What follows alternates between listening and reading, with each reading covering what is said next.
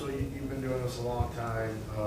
How do you? So I'm sure you can find ways to evaluate your guys, but how do you do it when you only get whatever it's say for attempts, and there just isn't a lot of running from there?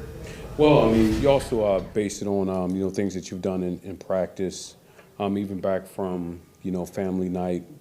So like the evaluation process is always ongoing. But obviously, you want to see what guys can do against live competition.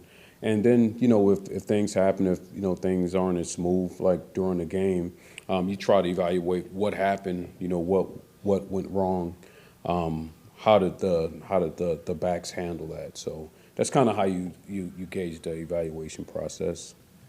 So Kylin's kind of settled in as the kickoff returner on special teams. Does he also establish himself as that third running back in your mind at this point? I'll tell you, he's put himself in great position. I mean, obviously we got 2 more preseason games left, but you're able to see a lot of things that he's able to do.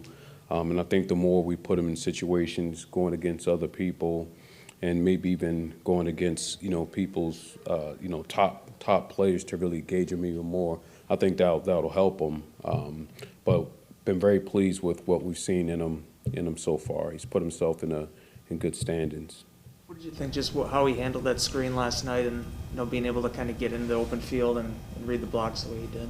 Yeah, he's got really good instincts. I think he understands how to process what's in front of him, how the defense is reacting, so that way he can counter with his quickness. Because he's got really good quickness, and he can and very explosive cutting ability. And I think the biggest thing with him is he knows how to use those things at the right time.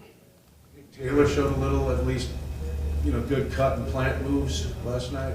Yeah, he did. I mean, there's some things that, for him, you got to understand that this is his first live action since 19, so to be able to step in a situation and with the game is faster than what he faced in college, and that being his first action, you can see that, he's got enough talent there to where you expect that as time proceeds and the more reps he gets against defenses, that he'll get much better.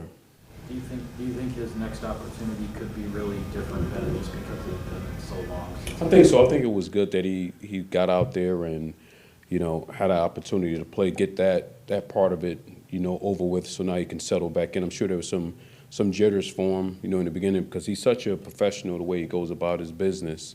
But when you get out there on the football field, it's a different story. So I think he'll start to settle into things a lot more now.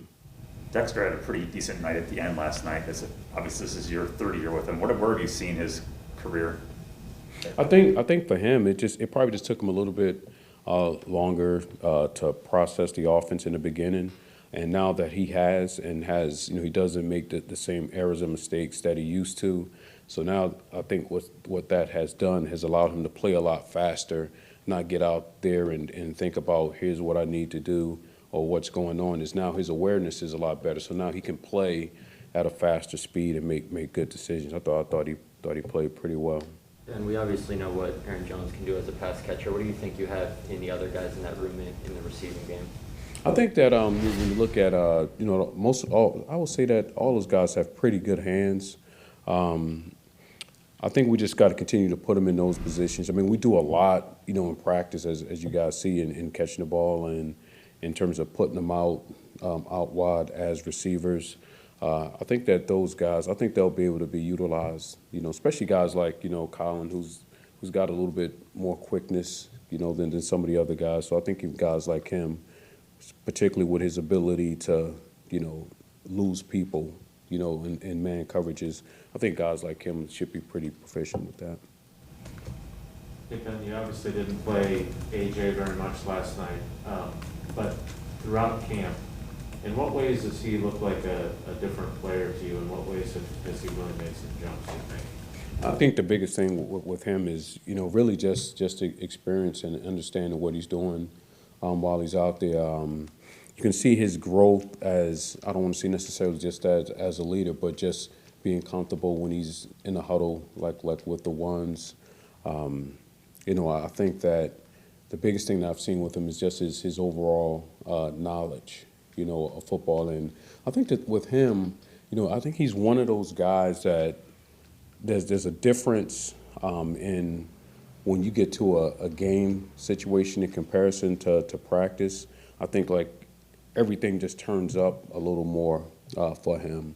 And, we'll see how much we'll play him, moving forward. But I do think that he needs more, more reps. And plus now he knows and understands that, Jamal's not here anymore, and there's going to be a heavier dependence on him to perform. Anything else, guys? Hey, Ben, one other thing, Josiah obviously is in J.O.'s room, but, I mean, you guys do put him at kind of a fullback spot.